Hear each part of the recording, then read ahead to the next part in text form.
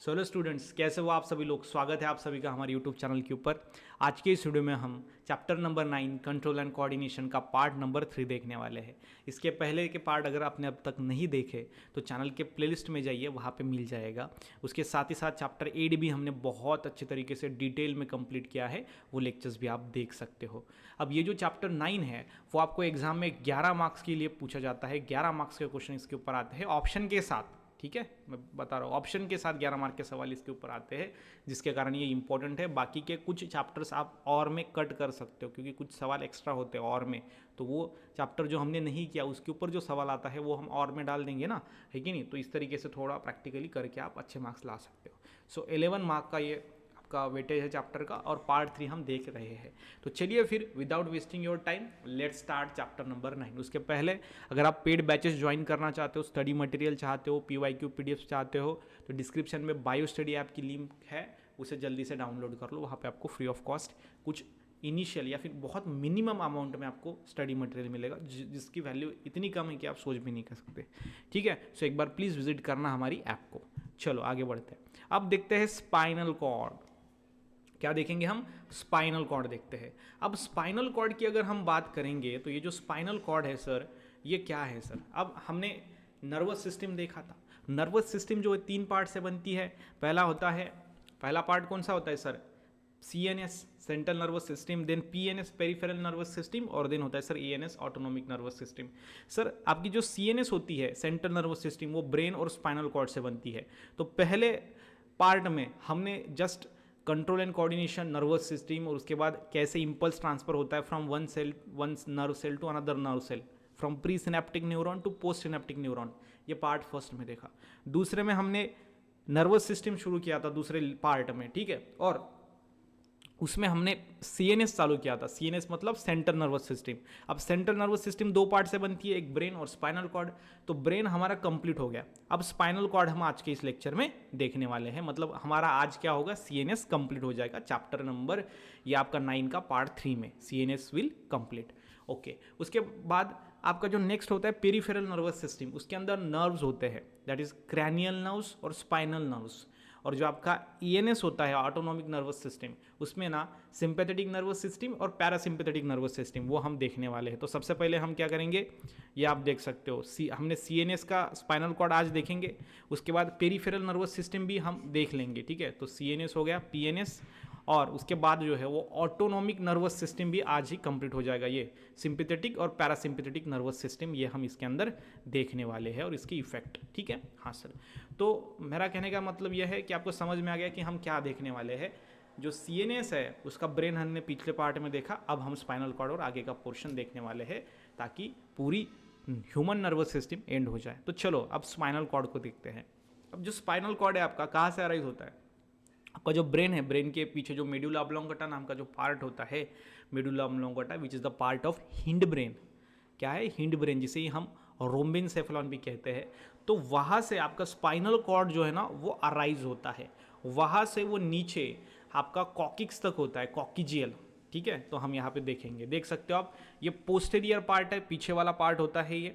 Okay, running mid dorsally, dorsally मतलब क्या? पीछे वाली साइड से, और मिड मतलब मिडल से। सो अपनी बॉडी जो होती है, ठीक है, ये अगर हम अपनी बॉडी निकालेंगे तो इसमें मिडल में ये क्या होता है? आपका स्पाइनल कॉर्ड होता है।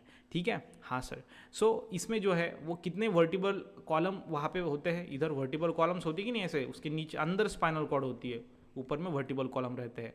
और इसकी जो सेंटीमीटर की लेंथ अगर पूछा तो ये 42 to 45 सेंटीमीटर आपकी अडल्ट में पाई जाती है। सो अडल्ट में हम उसका मेजरमेंट करेंगे तो मिलेगी वो 42 to 45 सेंटीमीटर लॉन्ग। अब ये जो स्पाइनल कॉर्ड है ये 2 टाइप्स के न्यूरॉन्स नर्वस सिस्टम से बनती है, फिर हम उसे बोलेंगे नर्वस टिश्यू, है कि नहीं? हाँ sir. So the spinal cord is form of 2 types of nervous tissue.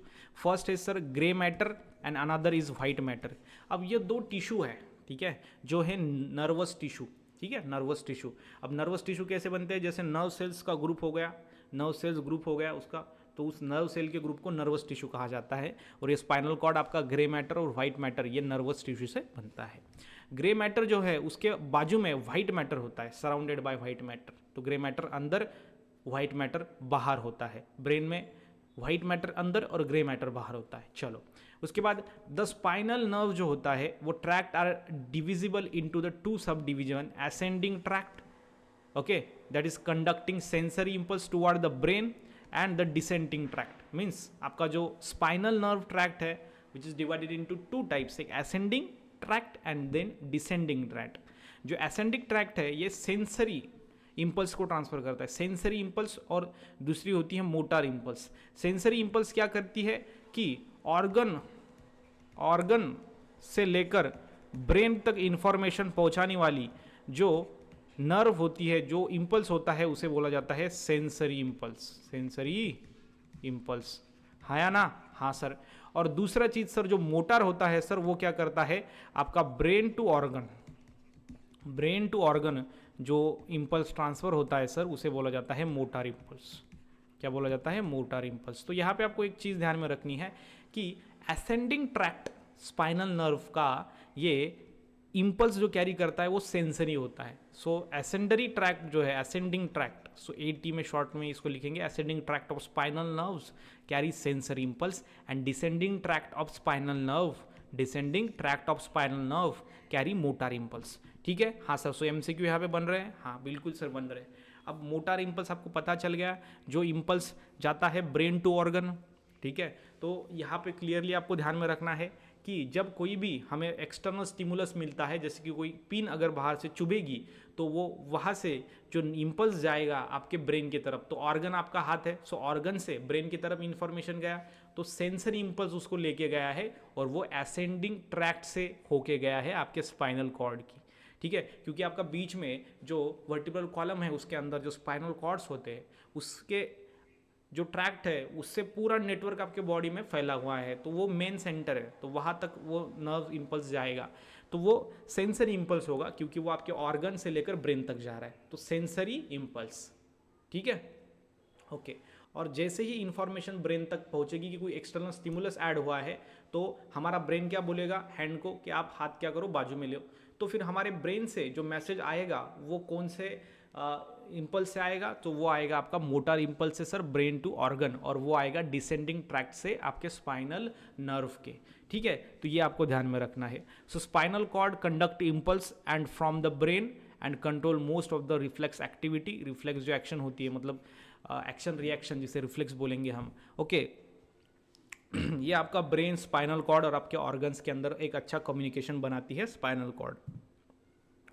अब काउडा इक्विना एक पार्ट होता है जिसे हॉर्स टेल भी बोला जाता है, काउडा इक्विना। तो यहाँ पे आप देख सकते हो आपकी जो स्पाइनल कॉर्ड है इसके नीचे में जो लास्ट का पार्ट होता है उसे बोला जाता है काउडा इक्विना, जिसे हॉर्स टेल भी कहा जाता है क्योंकि ये हॉर्स के टेल जैसी होती है। Okay, it is the tail like collection of roots of spinal nerve at the end. यहाँ पे स्पाइनल नर्व्स के रूट आपको एंड में होते हैं। ठीक है? हाँ सर। स्पाइनल कॉर्ड अगर आपको पूछा कि कौन से शेप का होता है, तो एच शेप का होता है। कौन से शेप? एच शेप का होता है, या फिर बटरफ्लाई शेप भी हम उसको बोल सकते हैं। Okay, and surrounded by the white matter reverse brain. ठीक है? तो सबसे पहले ग्रे मैटर, उसके बाजू में क्या होता है? व्हाइट मैटर होता है। White matter, grey matter, this are the nervous tissue found और which make the spinal cord. So spinal cord में जो नर्वस टिश्यू होते हैं उसमें ब्रेन से अपोजिट होता है। ठीक है? मैंने अभी आपको बताया है, देखो आप, ग्रे मैटर जो है उसके ऊपर व्हाइट मैटर होता है। ग्रे मैटर के ऊपर व्हाइट मैटर होना स्पाइनल कॉर्ड में, और ब्रेन में व्हाइट मैटर के ऊपर ग्रे मैटर होना, ग्रे मैटर के ऊपर व्हाइट मैटर होना। तो अभी यहाँ पे देखो, ये व्हाइट मैटर, उसके ऊपर है आपका ग्रे मैटर। ठीक है? ये आपका स्पाइनल कॉर्ड ऐसी बनती है, और आपका जो ब्रेन है वो ग्रे मैटर और उसके ऊपर होता है व्हाइट मैटर। ठीक है? तो इस तरीके से आप देख सकते हो। तो ये अपोजिट होता है, ब्रेन और स्पाइनल कॉर्ड का जो नर्वस टिश्यू होता है वो बनने का, या फिर उनकी जो पोजीशन होती है वो अपोजिट होती है। यह आपको बताना है, यहाँ पे रिवर्स ऑफ द ब्रेन यहाँ पे दिया गया है। ठीक है? हाँ सर। चलो, अब यहाँ पे अगर हम देखेंगे जो स्पाइनल कॉर्ड है सर वो एच शेप है या फिर बटरफ्लाई शेप है सर, तो आप यहाँ पे देखोगे तो बीच में ना, ये देखो, ये बीच में ऐसा थोड़ा सा जगह कम हो चुका है, उसे बोला जाता है फिशर। क्या बोला जाता है? फिशर, या फिर उसे बोलेंगे पोस्टीरियर मीडियन सल्कस। सल्कस मतलब वहाँ पे नीचे थोड़ा सा क्या होगा, तो यहाँ पे डिसकंटिन्यू होगा वो, है कि नहीं, उसे बोला जाता है पोस्टीरियर मीडियन सल्कस। अब सबसे बीच में होता है सेंट्रल कैनल। सेंट्रल कैनल तो स्पाइनल कॉर्ड में जो ऊपर का पार्ट होता है, स्पाइनल कॉर्ड के ऊपर का पार्ट उसे बोला जाता है डॉर्सल कॉलम, और स्पाइनल कॉर्ड के नीचे का पार्ट उसे बोला जाता है वेंट्रल कॉलम। आप यहाँ पे देख सकते हो। उसके बाद यहाँ पे हॉर्न्स होते हैं। What is mean by horns वो भी मैं आपको बताऊंगा। अब एक तो समझ में आ गया, डॉर्सल कॉलम ऊपर का, एक वेंट्रल कॉलम नीचे का, और साइड के भी होंगे ना, तो साइड के होते हैं लैटरल कॉलम। ठीक है, ये स्पाइनल कॉर्ड के साइड में जो जगह होती है वो होते हैं लैटरल कॉलम। ठीक है, हाँ सर। अब आप देख सकते हो ये है आपका डॉर्सल रूट, ऊपर से जाने वाला डॉर्सल रूट, नीचे से आने वाला ventral root of spinal cord. समझ में आ रहा है कि नहीं? हाँ सर, ये सर ऊपर का डॉर्सल रूट है सर, और नीचे का आपका वेंट्रल रूट है सर स्पाइनल कॉर्ड का। ठीक है, यहाँ तक समझ में आ गया? हाँ सर, क्लियर। उसके बाद ये डॉर्सल हॉर्न है। हॉर्न मतलब क्या? यहाँ से थोड़ा सा पार्ट बाहर निकला हुआ होता है जिसे बोला जाता है डॉर्सल हॉर्न। ओके, हाँ सर, क्लियर। और नीचे होता है वेंट्रल हॉर्न। साइड में भी ऐसा थोड़ा बाहर पार्ट निकला हुआ होता है जिसे बोला जाता है लैटरल हॉर्न। तो यहाँ पे क्या क्या समझ में आ रहा है आपको कि जो सर स्पाइनल कॉर्ड होती है उसके बीच में सर थोड़ा सा इलेवेशन होता है, पार्ट थोड़ा कम होता है सर, उसको बोला जाता है पोस्टेरियर मीडियन सैल्का। उसके बाद सर स्पाइनल कॉर्ड के ऊपर का जो पार्ट होता है सर वो होता है डॉर्सल कॉलम, नीचे वाला वेंट्रल कॉलम और साइड वाले लैटरल कॉलम। उसी प्रकार से sir dorsal root of spinal nerve है सर, और ventral root of spinal nerve है सर, और उसके साथ ही साथ आपका लैटरल हॉर्न भी है। हॉर्न मतलब क्या कि जहाँ से पार्ट थोड़ा थोड़ा बाहर निकला है उसे बोला जाता है हॉर्न। सो लैटरल हॉर्न होते हैं, ये आपको ध्यान में रखना है। डॉर्सल हॉर्न भी होते हैं और वेंट्रल हॉर्न भी होते हैं। तो ये आपको ओवरऑल पूरा आपको क्या करना है, बताना है स्ट्रक्चर ऑफ स्पाइनल कॉर्ड। और साथ ही साथ एंटीरियर मीडियन फिशर भी होता है। ये एंटीरियर मतलब नीचे का मीडियन फिशर जो इधर अंदर जा रहा है। ठीक है, यहाँ पे क्या है, हॉलो जगह है, जैसे कि posterior median sulcus, anterior median fissure. Fissure को ही हम सल्कस भी कहते हैं, तो यहाँ पे पोस्टीरियर मीडियन फिशर भी हम बोल सकते हैं। क्लियर? हाँ सर। तो ये हो गया आपका स्पाइनल कॉर्ड के बारे में इंफॉर्मेशन, ये हो गई उसकी डायग्राम। चलो आगे बढ़ते हैं। अब आगे जो है वो हम पेरीफेरल नर्वस सिस्टम देखेंगे। यहाँ पे हमारा सीएनएस कंप्लीट हो गया। सीएनएस में हमने ब्रेन देखा, ब्रेन के अंदर हमने fore brain, mid brain, hind brain देखा था। उसके बाद हमने स्पाइनल कॉर्ड आज कंप्लीट करा। अब हम देखेंगे पेरीफेरल नर्वस सिस्टम, जिसे पीएनएस बोला जाता है। अब ये दो टाइप के नर्व से बनती है। एक नर्व होती है आपका क्रैनियल नर्व्स और स्पाइनल नर्व्स। उसमें भी दो टाइप के आप यहाँ पे देख सकते हो, ये क्रैनियल नर्व, स्पाइनल नर्व्स। उसके पहले एफेरेंट और इफेरेंट नर्व क्या होते हैं वो जान लेंगे। देखो एफेरेंट और इफेरेंट नर्व्स, ठीक है। सो एफेरेंट नर्व को ही हम सेंसरी नर्व भी बोलते हैं। Afferent nerve is also known as sensory nerve. ये क्या करते हैं, आपके ऑर्गन से लेकर इंपल्स को लेके जाते हैं ब्रेन तक, ठीक है। हाँ सर। सो सेंसरी नर्व या फिर एफेरेंट नर्व ये कौन सा इंपल्स कैरी करती है, तो ध्यान में रखना सेंसरी इंपल्स कैरी करते हैं, सेंसरी इंपल्स। और सेंसरी इंपल्स ऐसा होता है जो इंपल्स ऑर्गन से ब्रेन तक जाता है वो होता है सेंसरी इंपल्स, और वो सेंसरी नर्व्स या फिर एफरेंट नर्व कैरी करती है। Means we can say that sensory nerve is also known as afferent nerve. Yes और नो? हाँ sir. So sensory nerve is also known as afferent nerve which carry sensory impulse, means the impulse which transfer from organ to brain. तो बाहर से जो stimulus आता है तो वहाँ से जो इम्पल्स जाता है वो आपका एफरेंट नर्व से, या फिर उसको ही हम सेंसरी नर्व बोलेंगे, और वो इम्पल्स को सेंसरी इम्पल्स बोला जाता है। समझ में आ गया? हाँ सर। उसी प्रकार से अब यहाँ पे अगले दूसरे कलर के पेन में हम क्या करेंगे, आपका इफेरेंट नर्व के बारे में मैं आपको बताता हूँ। ये इफेरेंट नर्व को ही हम क्या बोलते हैं, मोटार नर्व बोलते हैं। तो यहाँ पे हम लिखेंगे motor nerves. So it is also known as motor nerve. तो पहली चीज तो ये। उसके बाद ये जो मोटार नर्व है वो क्या कैरी करेंगी, मोटार इंपल्स कैरी करेगी कि नहीं? हाँ सर। सो मोटार इंपल्स। और ये जो इंपल्स है वो कहाँ से कहाँ तक जाता है मैं आपको बताता हूँ। ये अपोजिट है, ये ब्रेन टू ऑर्गन है। ब्रेन टू ऑर्गन मतलब जो रिएक्शन देनी है स्टिमुलस को, मतलब ब्रेन से जो इंपल्स आएगा और उस जगह पे जाएगा जिस जगह पे स्टिमुलस अटैक हुआ है, स्टिमुलस वहाँ पे हुआ है, तो उसे बोला जाता है इफेरेंट नर्व या फिर motor nerve which carry motor impulse, and the impulse which transfer from brain to organ is known as motor impulse. Clear? हाँ सर। तो बाहर से जब स्टिमुलस आता है तो वो स्टिमुलस का इंफॉर्मेशन लेके इंपल्स जो जाता है वो सेंसरी इंपल्स होता है, और ब्रेन से जो इंफॉर्मेशन लेके आता है वो मोटार इंपल्स होता है, ठीक है। और उनको कैरी करने वाली नर्व के नाम भी आपको पता चल गए। है कि नहीं? हाँ सर, तो ये आपको ध्यान में रखना है। CNS ये आपका पूरा है, मतलब ये ऑर्गन टू ब्रेन, ब्रेन मतलब ही आपका CNS भी आ गया ना, क्योंकि ब्रेन किसका पार्ट है? CNS का। सो ऑर्गन टू CNS, और ये CNS टू ऑर्गन, तो ये भी आप बोल सकते हो। चलो आगे। अब कुछ नर्व होती है जो मिक्स्ड होती है, मिक्स्ड, जो एफरेंट नर्व भी होती है, इफरेंट नर्व, दोनों का कॉम्बिनेशन, या फिर सेंसरी और मोटर दोनों का कॉम्बिनेशन। और जो मिक्स नर्व है वो दोनों की तरह काम करती है, मतलब वो सेंसरी इंपल्स भी कैरी करती है, मोटर इंपल्स भी कैरी करती है। So that particular nerves is known as mixed nerves. ठीक है? हाँ सर। और ये जो मिक्स नर्व्स है, इससे आपका PNS बनता है, that is peripheral nervous system, जो हम आगे देखेंगे। अब क्रैनियल नर्व्स में मैंने आपको बताया, क्रैनियल मतलब क्रैनियम, जिसके अंदर आपका बोन होता है, बोनी कवरिंग जो होती है ब्रेन के ऊपर, तो उसे बोला जाता है क्रैनियम।